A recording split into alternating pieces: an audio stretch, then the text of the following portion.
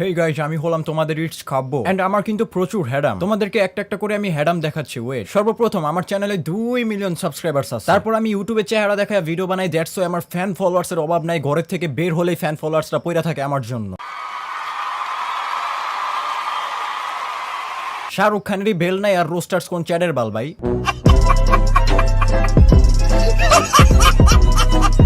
Recently মানুষজন এমন কথা কয়, কাব্য গ্যাং রে শুট করে দিব, এই করে দিব, হ্যান করে দিব, ত্যান করে দিব। ভাই তোরা কোন ক্ষেতের মূলা ভাই? মানে এগুলো কোন ধরনের কথা? তোর আবার কিসের গ্যাং? মানে তুই কে? তুই কোন চ্যাডের বাল? তুই কি কোনো গ্যাংস্টার নাকি? আর শুট মানে কি? শুট কেমনে করে? এক ইউটিউব চ্যানেল থেকে আরেক ইউটিউব চ্যানেলে কি শুট করস নাকি তুই ভাই? মানে খ্যাতেটা এত পরিমাণ খ্যাতেটা আমি আজকে বুঝলাম। এই কাব্য গ্যাং মানে কি পরিমাণ খ্যাত হইলে এগুলা এইসব কথা কইতে পারে? এগুলা ইউটিউবে এসে গ্যাং বানায়, গ্যাং। আচ্ছা তার মানে তুই একটা গ্যাংস্টার না? আচ্ছা ভাই, তোর গ্যাং আর তুই মিলা কয়টা মার্ডার করছস ভাই? আমার একটু কদিহি। আল্লাহ খ্যাতের বাচ্চা খ্যাত। গাইস, সর্বপ্রথম একটা গুরুত্বপূর্ণ কথা, তোমরা থাকো কই ভাই? আমি ডিসকর্ডে থাকি জাস্ট রাত্রে, বাট কাউরে পাই না। মানে ভাই তোমরা থাকতেও আমি ডিসকর্ডে কারোর সাথে আড্ডা দিতে পারি না। সো চলে আসো আমার ডিসকর্ডে, রাত্রে আড্ডা হবে উড়াধুরা। দেখো ডেসক্রিপশন বক্সে ডিসকর্ডের লিংক দেওয়া থাকে অল টাইম। সো হ্যালো ভাই brothers, welcome once second to my channel. Guys, তোমাদের কথা কি বলবো, আমার নিজের কাছে বোরিং লাগতাছে এই কাপ বরে নিয়ে ভিডিও বানাই। আবার একদল পাবলিক আছে, ওদেরকে নিয়ে ভিডিও বানাইলে মনে করে যে আমরা তাদেরকে নিয়ে ভিউজ নিতাছি। সো ফার্স্ট অফ অল তাদের উদ্দেশ্যে একটা কথা বলি, তোমরা রোস্টারদের চ্যানেলে যায় ভিউজ দেখো আর তাদের চ্যানেলে যায় ভিউজ দেখো। বোকাচোদা নাকি রে ভাই? রোস্টিং তো একটা কন্টেন্ট, রোস্টিং মানুষ পছন্দ করে, দ্যাটস ওয়াই দেখে, দ্যাটস ওয়াই রোস্টিং এ বেশি ভিউজ আসে। যাই হোক গাইস, কাহিনী হচ্ছে কাব্যর চ্যানেলের ভিউজ অনেক কমে গেছে। এখন কাব্যর তো নিজের ভিউজ বাড়ানো লাগবে, নিজের রিচ বাড়ানো লাগবে। এই কারণেই বলতে পারো কাব্য এখন এরকম কাহিনী করতেছে। বাট কাহিনী করতে গিয়ে কাব্য নিজের ভিডিওতে এমন কিছু কিছু কথা বলছে যেগুলো আসলে রিপ্লাই না দিলে আমার পেটের ভাত হজম হবে না। গাইস, কাব্যর গতকালকের একটা ভিডিওতে দেখলাম সে বলতাছে, তোরা রোস্টাররা কি চেহারা দেখায় বাইরে ঘুরতে পারবি? তোরা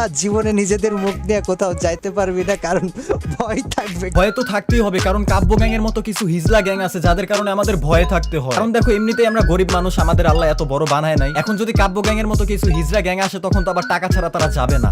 কারণ এক জায়গায় যদি তোদের ভালোবাসার মানুষ থেকে থাকে, আমার ভালোবাসার মানুষ তোর এলাকাতেও আছে, এটা লিখা রাখ ভাই। কে তো ভালোবাসার মানুষের কথা যখন বলতাছো, তুই কই থাকোস ভাই? কুষ্টিয়া থাকোস না? আমার একটা মেয়ে ফ্যান তোদের কুষ্টিয়াতেই থাকে, আর ওর সাথে আমি কিছুদিন প্রেমও করছি। আর সব থেকে মজার কথা হচ্ছে এইটাই, কুষ্টিয়ার সেই মেয়েটা কাব্যর হেটার্স, মানে তোদের এলাকার মেয়ে তোদেরই হেটার্স। বিশ্বাস না করলে কিছু করার নাই, এটা একদম বাস্তব কথা। যদিও মেয়েটার আমি ছেকা দিয়ে দিচ্ছি, বাট ওই মেয়েটার মাধ্যমে আমি জানতে পারছি কুষ্টিয়াও আমার অনেক ভাই ব্রাদার্স আছে যারা আমার ভিডিও দেখে। তো বোকাচোদা, ভালোবাসার মানুষ শুধু তোর একার না, আমাদেরও আছে। সেটা নিয়ে আমরা কখনো বড়াই করি না ভাই। চেহারা না দেখাই রাস্তাঘাটে অনেক ভালোবাসার মানুষদের উদাহরণ পাইছি। মানে যেটা তুই চেহারা দেখায় পাস, সেটা আমি চেহারা না দেখায় পাইছি। তো কারে কি বলস ভাই? ভাই আমার অ্যাডাম হইতাছে, আমি আমার এই মুখ নিয়ে সারা বাংলাদেশে যেখানেই যাই না কেন, একা যাই, বুকে সাহস নিয়ে যাই, আর যেখানেই যাই ভালোবাসার অভাব পায় না। এটা আমার অ্যাডাম।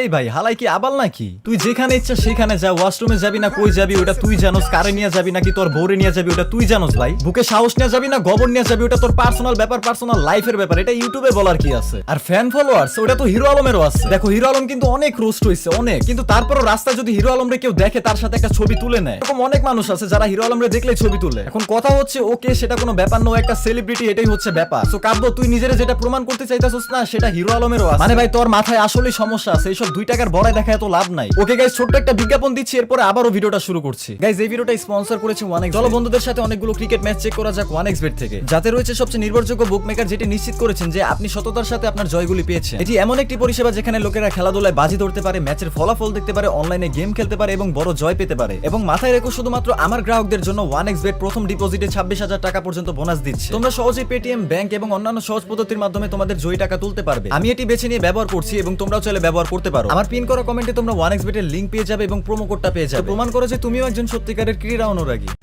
একটা জিনিস তোমরা লক্ষ্য করছো, বাংলাদেশের পার্টনার প্রোগ্রামের যত ইউটিউবার্স আছে সবাই বলে রোস্টারদের অডিয়েন্স নাকি 9 বছরের অডিয়েন্স। আবার হিজরা কাব্যও দেখি বলতাছে আমাদের অডিয়েন্স নাকি 9 বছরের। এতে সিট শায়েক হ্যাকার, আর ওদের অডিয়েন্সরা, তোমরা এই ভিডিও দেখার পরে যদি সিট শায়েকরে হ্যাকার বলো, তাহলে আসলেও বলবো তোমরা 9 সালেরই অডিয়েন্স। আচ্ছা ঠিক আছে গাইস, আমি শীতের ওই কনভারসেশন নিয়ে কিছু দেখাইতাছি একটু পরে তোমাদেরকে, বাট আগে আমরা কাব্যর অনেক বড় বড় বুইরা বুইরা অডিয়েন্স গুলোরে দেখে আসি।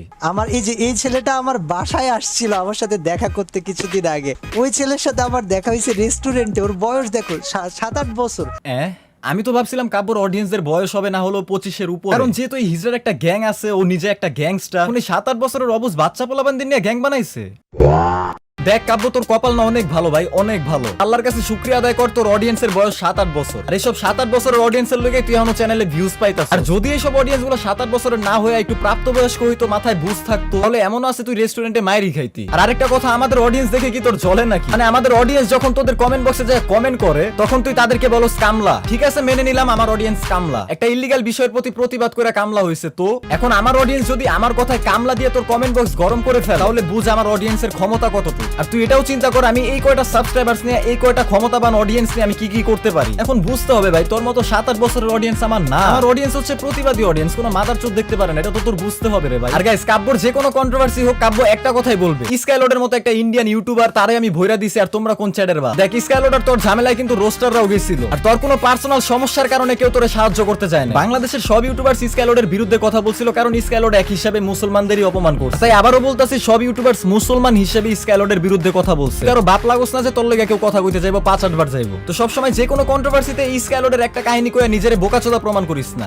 এখন আসা যাক শীতের ব্যাপারে। তো কাব্য কালকে ওর ভিডিওতে বললো যে শীত নাকি হ্যাক কিনছে হয়েছে বাংলাদেশের মডারেটরের কাছে জানানোর জন্য। মানে শীতরে হ্যাক কিনতে বলছে কাব্য, এন্ড সেই হ্যাকটা কিনার পর শীত নাকি মারুফ মডারেটরে দিচ্ছে। কিন্তু তোমরা যদি খেয়াল করো তাহলে দেখতে পারবা শীত হ্যাক কিনতে গেছিল 26 তারিখে, আর তোমরা যদি মডারেটরের সাথে সেই কনভারসেশন দেখো তাহলে সেটা হচ্ছে 3 তারিখে। আমার কথা হচ্ছে এটা শীত হ্যাক কিনছে হয়েছে ওই মাসের 26 তারিখে, কিন্তু মডারেটরে হ্যাক দিছে 3 তারিখে ওই মাসে। মানে হ্যাক কিনার আগেই হ্যাক দিয়ে দিছে মডারেটরের কাছে। এটা কেমনে হইলো কাব্য বোকাচোদা, আমি আসলে বুঝি নাই। আমার একটু বুঝাই দিবি নাকি ভাই? মানে দেখো এখানে কাব্য আর শীত দুইজনই ফেসে গেছে। কাব্য শীতরে বাঁচানোর জন্য নিজে বলতেছে ও নাকি হ্যাক কিনতে বলছে, অথচ মডারেটরে হ্যাক দিছে 3 তারিখে, বাট শীত হ্যাকই কিনছে হয়েছে 26 তারিখে। আর আরেকটা কথা, শীত ওইখানে যা জিজ্ঞেস করতেছে হ্যাক আছে, মানে হ্যাকটা ওর দরকার, তারপর কিন্তু শীত হ্যাকটা নিছেও। এখন এটার কি কোনো সিউরিটি আছে শীত ওই হ্যাকটা নিজে ইউজ করে নাই? মানে ওরা যে মিথ্যা কথা বলতেছে, কাব্য যে বানায় কথা বলতেছে, ওইটা এখানেই ধরা পড়ে গেছে। আর কাব্য যুক্তি দেয় শীত শাইকের তো ভিভেজের আইডি, তো তারা যদি হ্যাক ইউজ করতো তাহলে তো আইডি ব্যান হইতো না। শীত শায়েক হ্যাকার, শীত শায়েকের আইডিতে ভিভেজ, এই আইডি দিয়ে ওরা 1.5 বছর ধরে খেলতেছে। ভাই তোর ভিডিওতে শীত তো নিজেই বললো যে এই হ্যাক ধরাই যায় না, তাহলে ব্যান হইবো কেমনে? মানে এই প্যানেল তো ধরার কোনো সিস্টেমই নাই। আমিও তো আমার আইডি তো অনেকবার ইউজ করছি, কই আমার আইডি তো ব্যান হইলো না। আমার গত ভিডিওতে আমার একটা গেম প্লে তো প্যানেল ইউজ করা ছিল, কই আমার আইডি তো ব্যান হইলো না। কারণ যদি হ্যাক ধরতেই না পারে তাহলে বুঝবে কেমনে যে হ্যাক ইউজ করতেছে? শুন ভাই, মানুষের বোকাচোদা বানানো বন্ধ কর, ঠিক আছে? এগুলো তোর মতো ওই 7-8 বছরের অডিয়েন্স না যে তুই যা বুঝাবি তাই বুঝ। ওকে গাইস, এই ছিল আজকের ভিডিও,